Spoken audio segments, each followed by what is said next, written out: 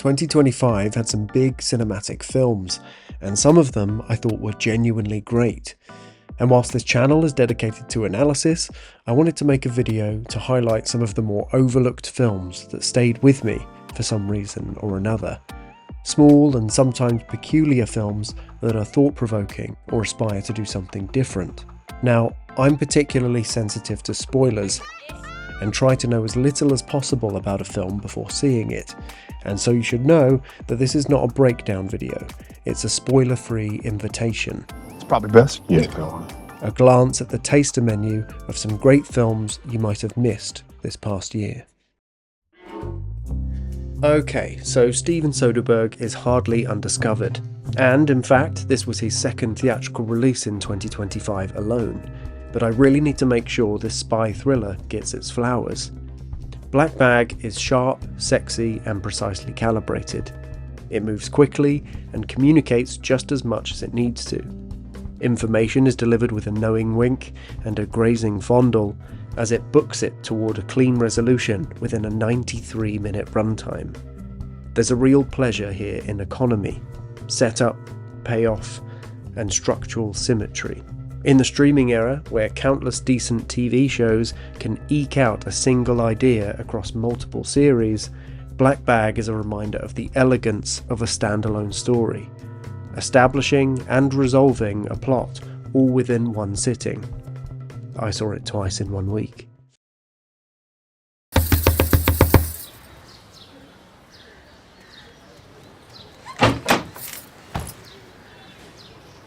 Hello sorry तंग कर रही हूँ चाकू चाहिए बस 2 मिनट के लिए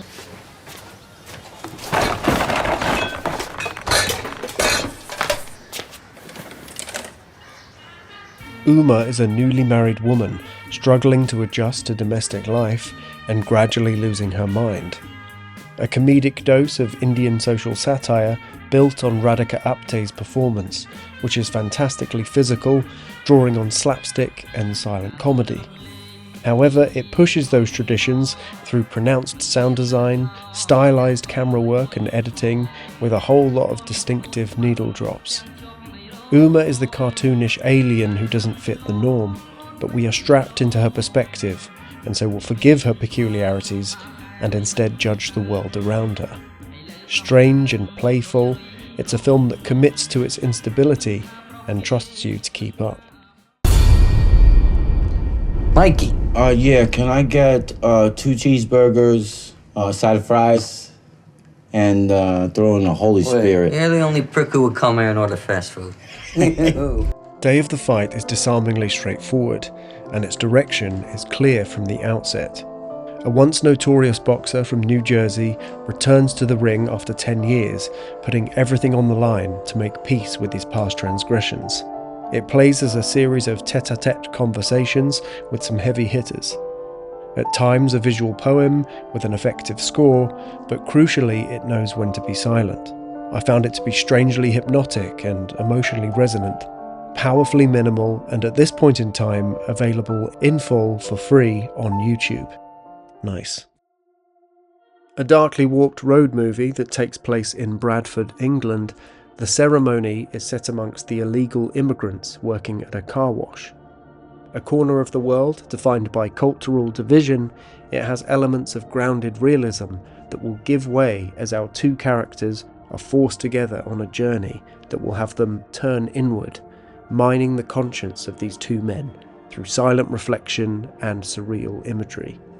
There is an artistic flair to this otherwise stripped-back film that explores a culture clash of race, language, and religion. Essentially the Pine Barrens episode of The Sopranos with religious symbolism. I couldn't not like it. You're not gonna believe this. He killed 16 Czechoslovakians. Guy was an interior decorator. A film about death that refuses to be defined by bleakness alone. There's beauty here, in music, intimacy, and in fleeting moments of connection. There's humour here too, not as relief, but as part of the human experience. Rather than over-explaining behaviour, dying allows tensions to exist, showing how the chaos of one life spills into another, forming a web that is imperfect, painful, and strangely tender. Devastating in its simplicity, On Falling is not a very showy debut and not exactly uplifting, but is a powerful and political work about trying to make it on the breadline. It is incredibly naturalistic in its observational style, injecting great tension into small social interactions, grounded, restrained, and quietly unbearable. April is confrontational and deeply unsettling. This Georgian film has bite and a bold visual approach. The camera work can suspend you in unease, sometimes shifting perspective so that you are directly being questioned, seduced, or interrogated. Another film about a woman out of step with the norm, in this case the accepted morality around her. April is ominous, at times shocking, and incredibly tense.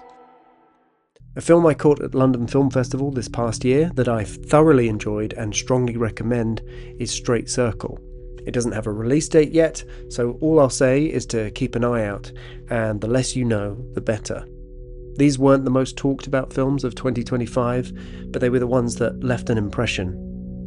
Normal service resumes soon with some in-depth analysis. Thanks ever so, and God bless.